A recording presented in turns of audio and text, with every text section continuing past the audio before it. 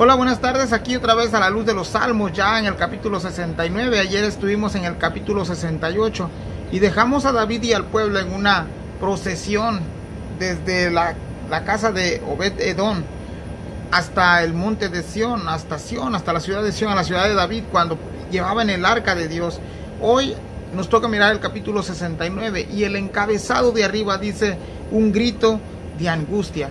Y es que lo que vamos a mirar el día de hoy es ya a un David ya maduro, a un David ya en los últimos años de su reinado. Y por cierto, son los años gloriosos de David, los años donde él más ha conquistado, donde se ha visto prosperado, pero también es el tiempo cuando el pueblo comienza también a desobedecer, a descarriarse. Entonces esto también le trae a David problemas.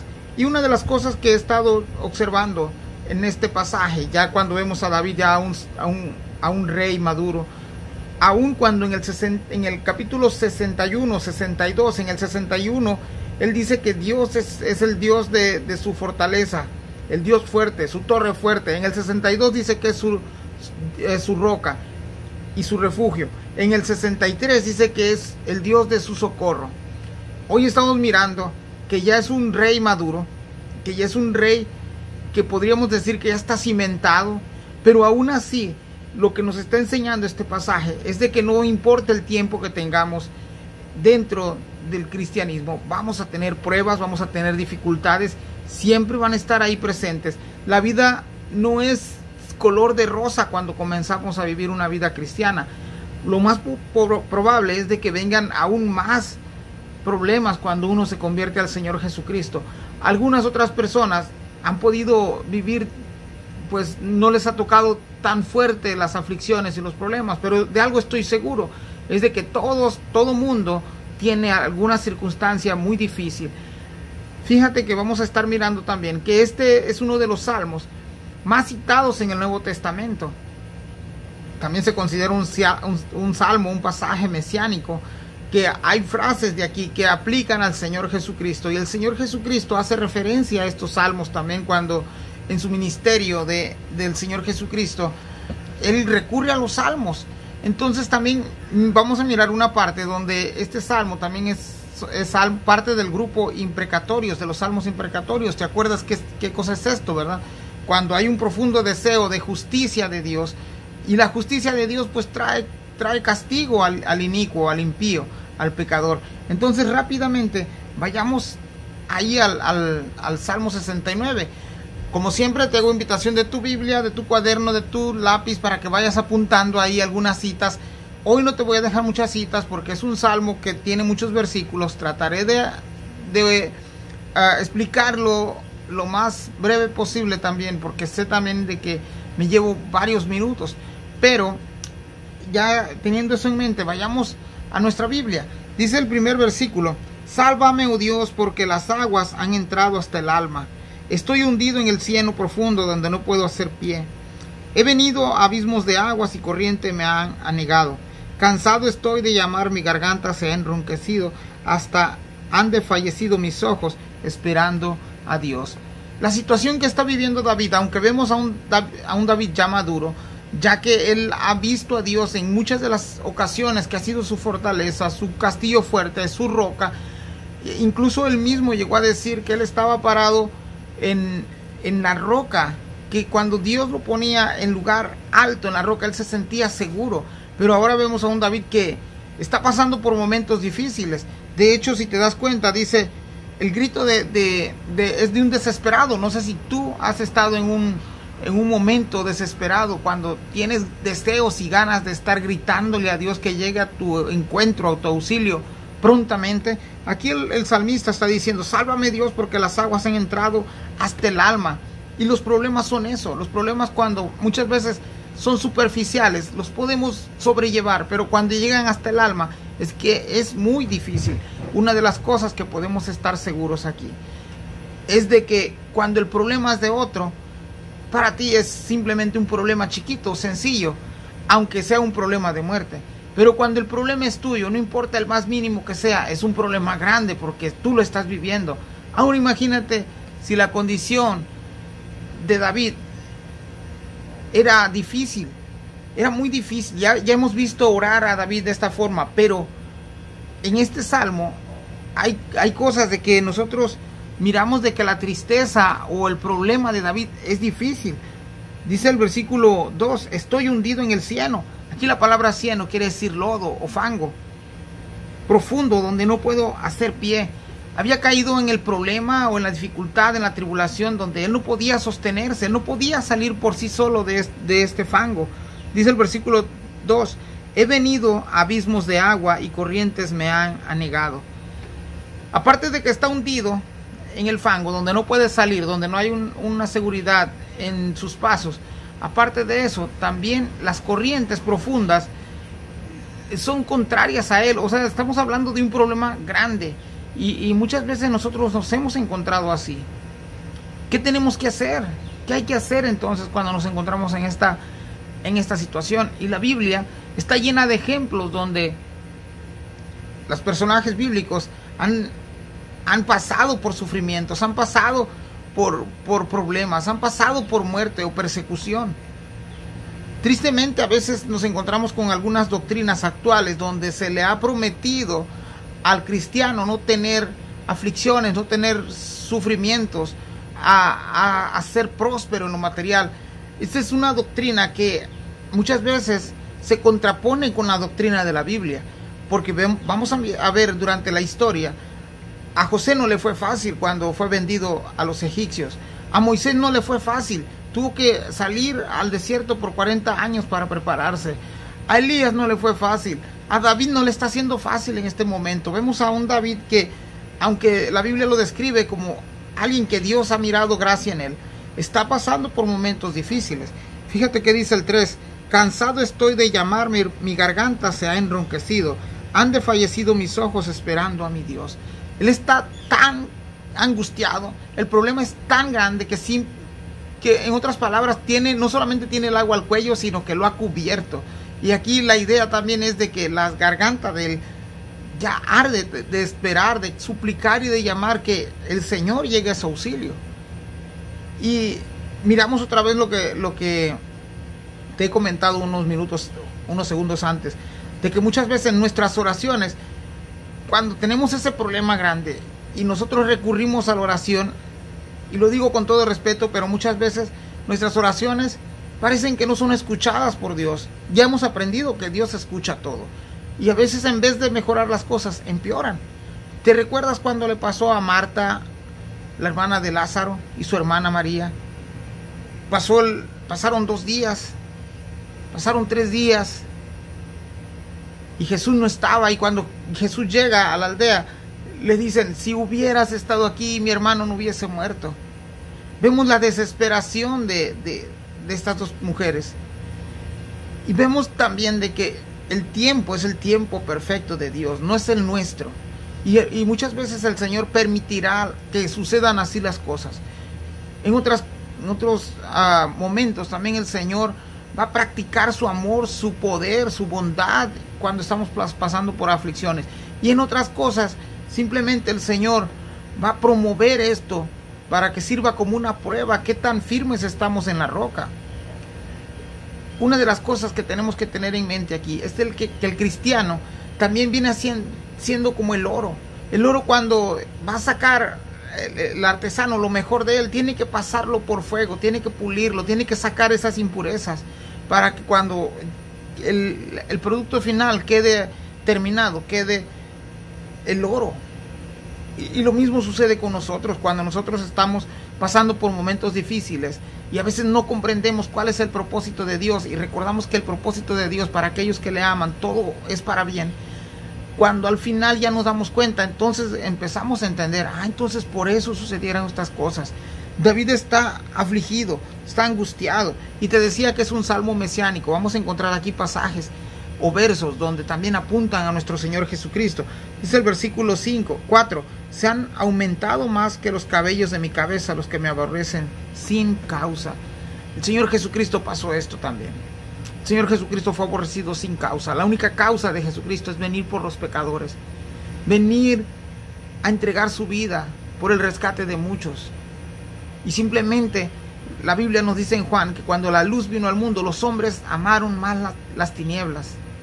Y eso es increíble, porque hoy que Dios puede ser hallado, hoy que se ha predicado la palabra del Señor a diferentes partes, a diferentes personas, hay mucha gente que le sigue rechazando. La gente aborrece las cosas de Dios muchas veces. Algunos otros la han aceptado con amor y compasión y han cambiado su estilo de vida, han cambiado su manera de vivir y pensar. Dice el versículo 4: se han hecho poderosos mis enemigos, los que me destruyen sin tener por qué, y he de pagar lo que no robé. Aquí David está enfrentando una acusación, pero él no es culpable de esta acusación, y por eso cuando vemos que él está pidiendo justicia, más adelante vamos a entrar a los textos imprecatorios, cuando él acude a la justicia de Dios, y simplemente la justicia de Dios, cuando hace justicia tiene que haber castigo. Así también como cuando nosotros nos portamos bien con papá, a veces somos premiados. Y eso es lo que David está apelando, a la justicia, a la bondad de Dios. Fíjate que dice el versículo 5: Dios, tú conoces mi insensatez y mis pecados no te son ocultos. Es más, bueno, Dios conoce nuestro andar, nuestro levantar, nuestro despertar, pero también conoce nuestros pecados. Y hemos también acudido a textos donde dice que si nosotros confesamos nuestros pecados, Dios es fiel y justo para perdonarnos. En el libro de Proverbios también encontramos un pasaje que dice que el que encubre su pecado jamás prosperará, pero el que los confiesa y se aparta alcanza misericordia. Entonces Dios ya conoce nuestros pecados, pero hay una palabra aquí que dice: Dios, tú conoces mi insensatez. En otras palabras, te lo diré de esta manera: hasta las tonterías más tontas que hagamos, Dios ya las conoce. Dios conoce nuestro levantar y nuestro levantar. Aún no ha salido la palabra de nuestra boca y el Señor ya la conoce. Y eso lo vemos en el Salmo 139. Dice el versículo 6: no sean avergonzados por causa mía los que en ti confían, oh Señor Jehová de los ejércitos. No sean confundidos por mí los que te buscan, oh Dios de Israel. Nuestro testimonio, nuestra reputación puede hacer la diferencia entre los que buscan a Dios. Mucha gente se aparta de Dios, mucha gente deja de confiar en Dios por nuestro testimonio. En este caso, David está apelando a Dios, que él no es culpable de lo que lo están acusando. Y muchas veces nos ha sucedido a nosotros. La Biblia nos dice que somos bienaventurados cuando por causa de Cristo nos vituperan y nos persigan y digan toda clase de maldad en nuestra contra. Pero también cuando nosotros no somos obedientes a Dios y nos están criticando por lo que merecemos, estamos dejando en vergüenza el Evangelio de Cristo, estamos dejando en vergüenza a los cristianos, estamos dejando en vergüenza el nombre de Cristo Jesús. Conocí una historia que decía acerca de Alejandro el Magno. Alejandro el Magno, el conquistador, tenía un soldado que no entraba en razón. Este soldado era un rebelde, pero curiosamente también se llamaba como él, Alejandro. Y cuando lo encierran y lo tienen en el calabozo, después de tantos castigos, él no quería entender, era un soldado rebelde. Entonces Alejandro el Magno lo encara y le dice: ¿cómo te llamas? Y él dice: Alejandro, desde hoy te voy a cambiar el nombre. Y aquel preguntó: ¿por qué? Porque no eres digno de llevar ese nombre. Y muchas veces nosotros no somos dignos de llevar el nombre de cristianos, porque lo ensuciamos, porque lo ponemos en el piso y dejamos que otros lo pisoteen. Y el nombre de Cristo, hemos aprendido también en el Salmo 68, que no debemos de tomar el nombre de Dios en vano, porque el nombre de Dios es grande.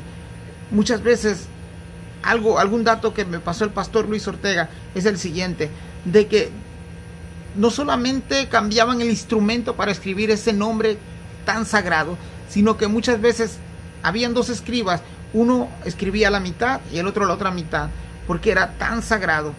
Algunos no se atrevían ni a pronunciarlo, unos decían una parte y el otro la terminaba. Pero nosotros hemos tomado el nombre de Dios en vano, y Dios nos traerá cuentas por eso. Dice el versículo 7: porque por amor de ti he sufrido afrenta, confusión ha cubierto mi rostro. ¿Qué cosa hemos hecho por el amor a Dios? Hemos salido a predicar, hemos salido a testificar, hemos hablado a Cristo, al que está al lado. Nos hemos despojado de algo material para dárselo a aquel que de veras lo necesita, algún hermano, algún conocido. La Biblia nos dice que así es, si tu enemigo te pide de comer, dale de comer. ¿Qué hemos sacrificado para poder testificar de Cristo? Muchas veces nosotros mismos tenemos que sacrificarnos para dar a conocer ese nombre de Cristo. Vemos a personas que venden todo lo que tienen y a veces no tienen mucho, y se van de misioneros, van y comienzan a testificar de Cristo. Una de las cosas que ahorita me viene a la mente es de aquella mujer en el pozo cuando se encuentra con Jesús, cuando Jesús la confronta y cuando ella se da cuenta que está hablando con el Mesías, ella va y testifica. Ella no tenía nada, pero sí le dijo: parece que he encontrado de aquel que habla la Biblia. Y nosotros lo hemos encontrado, tenemos la luz revelada ya en nuestro camino. Hablar de Cristo Jesús es testificar, es no avergonzarnos de Él, aprovechando el tiempo como hemos aprendido. Dice el versículo 8, y esto es algo también, un texto mesiánico. Dice: extraño he sido para mis hermanos y desconocido para los hijos de mi madre. A Jesús, sus propios hermanos, su propia familia, pues no creían en Él, lo tomaban como extraño. Y nosotros, cuando venimos a conocer a Cristo como Señor y Salvador, muchas veces, si Dios te sacó de un lugar de perdición, de un lugar de drogadicción, de un lugar de prostitución, de un lugar de donde eras ratero o tantas cosas que uno daba vergüenza a la sociedad, entonces tu familia te dice: ojalá y se hiciera cristiano. Pero cuando ya eres cristiano, esa misma gente que deseó que te hicieras cristiano te da a la espalda, vienes a ser un extraño. Pero también aprendimos en el capítulo de ayer que Dios ampara al desamparado y le trae una nueva familia.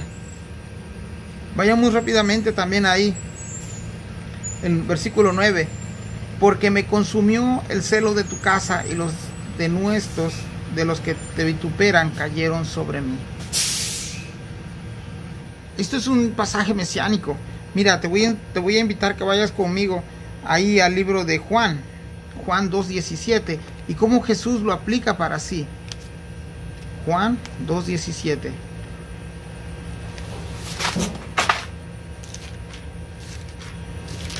Dice Juan 2:17: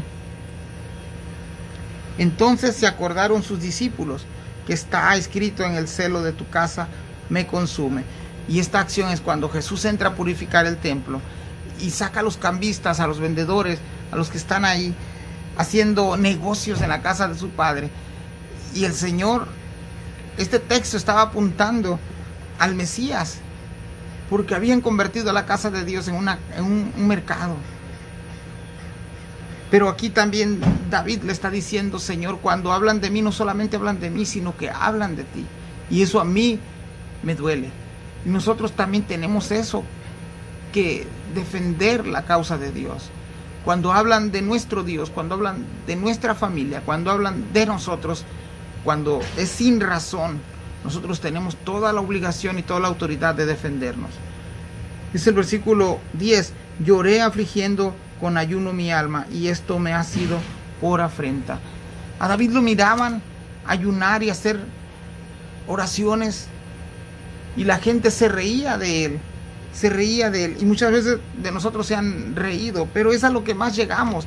Si tú vas a la historia de los primeros cristianos, después del siglo I, vemos a cristianos que perdieron todo, aún hasta la vida.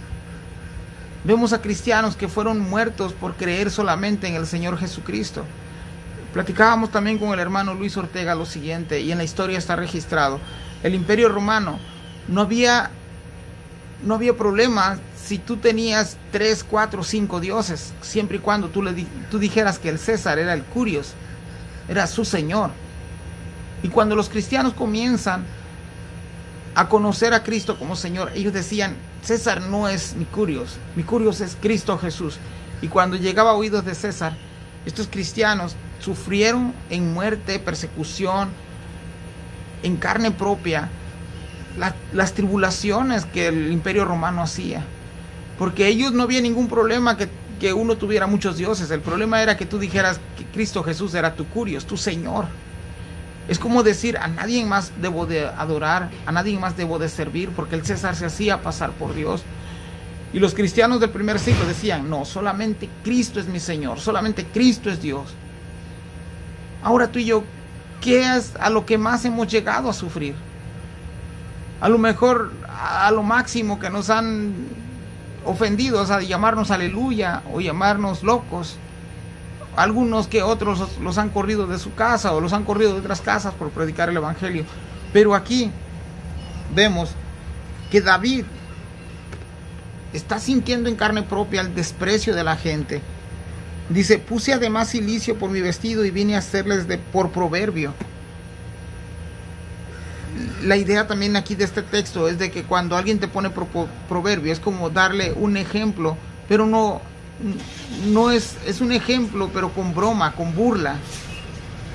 Entonces, sí hay algunos proverbios buenos y sanos, pero hay otros que apuntan a hacer el ridículo. Esa es la palabra. O sea, lo estaban poniendo como un ejemplo de proverbios, pero un proverbio ridiculizando a David. Y eso lo hemos pasado también nosotros. Dice el versículo 12: hablaban contra mí los que se sentaban a la puerta y me zaharían en sus canciones los bebedores. Aquellos que convivían con David también se habían vuelto sus enemigos. Pero eso no es nuevo. Miramos que eso sucede cuando nosotros conocemos a Cristo como nuestro Señor y Salvador. La gente se nos empieza como a voltear, nuestros propios amigos, nuestros propios familiares. Vemos el versículo 13: pero yo a ti oraba. Y esto es un texto, es un capítulo que pasa de la tristeza a la alabanza, de la aflicción al consuelo. Vemos este texto cuando hay pasajes de lamento.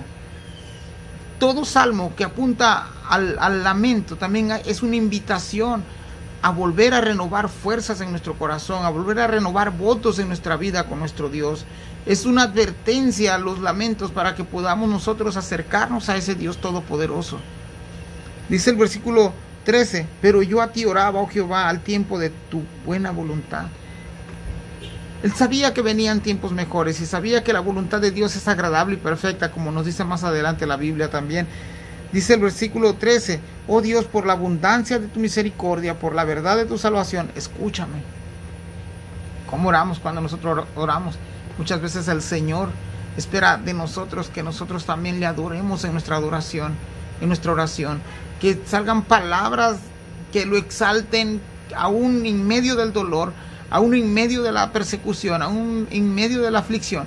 El Señor espera de nosotros que le demos gloria a su nombre. Dice el versículo 14: sácame del lodo y no sea yo sumergido, sea yo libertado de los que me aborrecen y de lo profundo de las aguas. Y también esto es una metáfora, como el Señor nos sacó de ese lodo llamado pecado, donde nadie daba un 5 por nosotros. De hecho, Romanos nos dice que estamos enemistados con Dios. Éramos hijos de ira, así nos dice la Biblia, que por naturaleza éramos ya hijos de ira. O sea que si Dios nos castigaba, era justo eso que pasara. Mas sin embargo, Dios, de una manera soberana, de una manera, dice Efesios, que por el puro afecto de su voluntad nos ha escogido a nosotros para ser sacerdotes y reyes. Eso es algo que nosotros debemos estar agradecidos siempre con el Señor, que el Dios de dioses se ha fijado desde antes de la eternidad en ti y en mí, como se ha fijado en otras personas. Y por eso es la importancia de las nuevas, del mensaje de salvación, el mensaje que cambia el mundo, llamado evangelio. Nuevas noticias, eso es lo que significa el evangelio. Y Dios, a través de Cristo, nos ha dado la salvación, a través de esa noticia que es Cristo Jesús. Nos ha regalado la preciosa salvación. Vayamos al versículo 15. No me anegué a la corriente de las aguas, ni me trague el abismo, ni el pozo cierre sobre mí su boca. Aún está clamando y él está deseando que Dios venga a su encuentro. Él sabe que Dios lo está escuchando. Y algo que quiero hacer énfasis aquí también es de que muchas veces cuando estamos pasando por problemas, ya sea de salud, financiero, en casa, con los hijos, en el trabajo, El Señor muchas veces actúa prontamente y hay otras veces que el Señor deja esperar un poco y hay otras veces que simplemente debemos de entender el silencio de Dios como un no. El asunto es de que Dios nunca nos deja sin respuesta. Tú miras cuando a Abraham se le dijo, de ti haré una nación grande. No sucedió al instante, tuvieron que pasar años y de hecho todavía recibe la profecía de Dios y le dice, bueno, haré de ti un pueblo que va a ser esclavizado por más de 400 años, pero después de eso los llevaré a la tierra donde fluye leche y miel. ¿Tú te imaginas si Abraham hubiera sido como nosotros? Pues nosotros estamos acostumbrados a tener las cosas así, rápido. Mas sin embargo la Biblia dice que Abraham fue justificado por creerle a Dios. Y eso es lo que muchas veces nosotros no entendemos, que a veces nuestras oraciones, aunque son escuchadas, el Señor es soberano y su voluntad está por encima de nuestras oraciones. Vayamos al versículo 16. Respóndeme, Jehová, porque benigna es tu misericordia. Mírame conforme a la multitud de tus piedades. Mira cómo dice aquí, respóndeme. Él no le está exigiendo a Dios, él está rogando a Dios. Porque benigna es tu misericordia. En otras palabras, tu misericordia es buena. Tu misericordia es buena, Señor. La necesito. Mírame conforme a la multitud de tus piedades. Esta palabra piedades significa compasión también. Y lo que le estoy diciendo, tú eres un Dios lleno de compasión. Por favor, mírame, socórreme. Y no sé si tú has hecho esta oración antes, pero también la Biblia nos enseña a que debemos de orar de esta manera, pidiéndole al Señor su misericordia, no exigiéndole, rogándole a Dios. Dice el versículo 17, no escondas de tu siervo tu rostro, porque yo estoy angustiado. Apresúrate, óyeme. Sigue con los ruegos. ¿Cómo llegarías tú ante una autoridad? ¿Exigiéndole o rogándole? Él es el Dios de dioses. Se le tiene que humillar delante de Él. Hemos escuchado doctrinas donde nos han dicho que tú puedes reclamarle a Dios, tú puedes exigirle a Dios, tú puedes decretarle a Dios. Pero son doctrinas que se contraponen con la Biblia. Porque a Dios uno se le puede acercar, pero humillándose a Dios. Y esa oración que vamos a hacer debe de estar de acuerdo con su voluntad.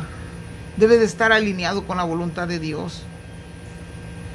Y muchas veces cuando el Señor dice no, aunque sea de vida o muerte, Él sabe por qué las cosas deben de ser así, aunque sea doloroso para nosotros. No podemos ponernos a pelear con Dios, sino aceptar su voluntad y hacer lo que hizo Job. Dar gracias a Dios después que se entera de que sus hijos son muertos, de que sus bienes son robados. Hay mucho que aprender. Y a la luz de los salmos tenemos que aprender también nosotros a saber discernir la palabra de Dios. Sí hay pasajes donde a muchos cristianos también pues vivieron una vida tranquila, una vida no tan en aflicción, pero todo humano tiene un momento de aflicción, quieras o no. Todo humano tiene un momento donde piensa que Dios lo ha abandonado, mas sin embargo miramos ahí en el versículo 17 que dice, no escondas de tu siervo tu rostro. Realmente Dios no está escondido de él, simplemente nosotros somos los que no tenemos esperanza para esperar en Dios. Dice el versículo 18, acércate a mi alma, redímela, libra la causa de mis enemigos. Ahora te das cuenta que el detalle aquí es el alma. Él sabe, David sabe, el salmista sabe de que el alma de él es que necesita a Dios. Y hemos leído ya en textos, en salmos pasados, capítulos pasados, dice, mi alma tiene sed del Dios vivo. A ese Dios es el que el alma anhela, al Dios vivo. Y redímela, Señor, cómprala. La Biblia nos dice que también somos comprados a precio de sangre, por la sangre del Hijo de Dios, de Jesucristo, nuestro bendito Salvador Jesucristo. Dice el versículo 19, tú sabes mi afrenta, mi confusión y mi aprobio delante de ti están todos los adversarios. Señor, tú has visto cómo me avergüenzan todos los días. Tú has visto cómo se burlan de mí todos los días. Tú sabes que el Señor tiene puestos los ojos en nosotros, en todo el mundo, no solamente en ti, en todo el mundo. Y la Biblia dice que aún así debemos de esperar en su justicia. Mira que dice el 20, el escarnio ha quebrantado mi corazón y estoy acongojado. Esperé quien se compadeciese de mí y no lo hubo, y los consoladores y ninguno hallé. David se estaba a lo mejor apoyando en algún hombre, en alguien que pudiera apoyarlo, pero él se da cuenta que nadie llega a su auxilio. ¿A quién acudimos nosotros primero cuando tenemos problemas? ¿Nos hincamos a Dios a pedirle que Él sea nuestro primer auxilio? ¿O simplemente muchas veces creemos que nosotros solos podemos hacer esto? Pero cuando ya no podemos, sentimos de que somos incapaces, entonces cuando necesitamos la ayuda de Dios. Es el versículo 21. Me pusieron además hiel por comida y en mi sed me dieron a beber vinagre. Aunque David está experimentando estas cosas, más adelante vimos que también a Jesús le hicieron lo mismo. Mira, Mateo 27, 34. Ve conmigo ahí a Mateo 27, 34. Y esto es algo cuando ya Jesús está en la cruz del Calvario. Y él quiere beber algo. Pero mira que dice el 27.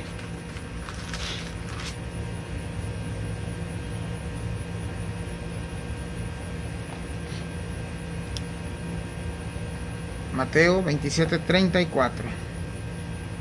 Le dieron a beber vinagre mezclado con hiel, pero después de haberlo probado, no quiso beberlo. Eso se lo hicieron al Señor. Después de que el Señor fue tan avergonzado delante de todo el mundo, delante de toda la gente, abofeteado, vituperado, ultrajado, su rostro quedó desfigurado. Y al final lo crucificaron, le dieron de latigazos. La ley judía permitía solamente 40 azotes menos uno. Eso era como acto de misericordia, para que al llegar a 40 ellos se dieran cuenta que tenían que detenerse. Pero en la ley romana no era así. Cuando la ley romana se aplicaba y alguien era crucificado, era hasta la muerte. Pero con Jesús se ensañaron. ¿Por qué? Porque Él en su cuerpo llevó el pecado de todo el mundo. Lo que Él pasó, tú y yo lo merecíamos. El castigo que Él pasó ahí, tú y yo lo merecíamos. Las personas lo merecían. Sin embargo, Él entró justo a tiempo a nuestro rescate. Dice el versículo 22. Sea su convite delante de ellos por lazo, y los que es para bien por tropiezo. Sean oscurecidos. Comienzan los textos imprecatorios, déjate los leo. Sea su convite delante de ellos por lazo, y lo que es para bien por tropiezo. Sean oscurecer continuamente sus lomos. Derrama sobre ellos tu ira, y el furor de tu enojo los alcances. Sean su palacio asolados, en sus tiendas no haya morador, porque persiguieron al que tú heriste, y cuentan del dolor de los que tú llagaste. Pon la maldad sobre su maldad, y no entren en tu justicia. Sean readidos del libro de los vivientes, y no sean escritos entre los judíos. Hasta ahí nada más. Del 21 al 28 son textos imprecatorios. No es algo que David desea, sino que cuando la justicia de Dios entra en acción, alguien tiene que pagar los platos rotos. Pero gracias a Dios que nosotros tenemos perdón. Tenemos esa dicha de que nosotros, aunque somos vil pecadores, aunque no merecemos el perdón de Dios, aunque no merecemos nada de Dios, Dios ha prometido que aquel que se arrepiente y busca a Dios en arrepentimiento y fe, Él lo perdona. Así haya sido el peor de los hombres, hay perdón en la sangre de Cristo Jesús. Fíjate que dice también el 29, y te decía que es un salmo que lleva de la tristeza a la alabanza, de la aflicción a la consolación. Mira que dice: mas a mí, afligido y miserable, tu salvación, oh Dios, me ponga en alto. Él se está diciendo: yo no valgo nada, yo soy un gusano delante de ti, Señor, pero tu salvación, oh Dios, me ponga en alto. Es Cristo que nos ha hecho sentar en las mansiones celestes. Es Dios mismo quien ha mandado a su Hijo Jesucristo a que nosotros podamos vivir eternamente en una ciudad celestial. Es por Cristo que nos ha puesto en lugar que no merecíamos. Dice el 30, alabaré yo el nombre de Dios, con cántico lo exaltaré con alabanza. Es que el nombre de Dios es eso. Es digno de ser alabado en gran manera, dice el Salmo 145:3. Y agradará, el 31, y agradará a Jehová más que sacrificios de buey, o becerros que tienen cuernos y pezuñas. La ley exigía llevar un sacrificio de animal para expiar nuestros pecados, o los pecados del pueblo de Israel en esos años. Pero David llega a la conclusión que si él alaba el nombre de Dios con cánticos y lo exalta con alabanza, esto agradará más a Dios que presentarle los sacrificios. Romanos 12:1 nos dice que presentemos nuestros cuerpos vivos como nuestro culto racional. En otras palabras, nuestra manera de vivir tiene que testificar y alabar el nombre de Dios. El versículo 32, lo verán los oprimidos y se gozarán. Buscarán a Dios y vivirá vuestro corazón, porque Jehová oye a los menesterosos y no menosprecia a sus prisioneros. No sé si tú captas estos dos versículos que te leí, el 31 y 32. Cuando Jesús, cuando Jehová, cuando Dios muestre su poder, se van a gozar los oprimidos, se van a gozar los que están cautivos. Van a buscar a Dios, el menesteroso. Y es que eso es lo que ha hecho Jesús a su llegada al mundo. Ha dado ese lugar, ese espacio a todo aquel que estaba rechazado por la sociedad, que éramos ya parte del equipo contrario de Dios. Sin embargo, Él ha tenido compasión de nosotros y nos ha llamado con un llamamiento santo. Dice el versículo 34, alábenle los cielos y la tierra, los mares y todo lo que se mueve en ellos. Esto también ya lo hemos leído en otros pasajes.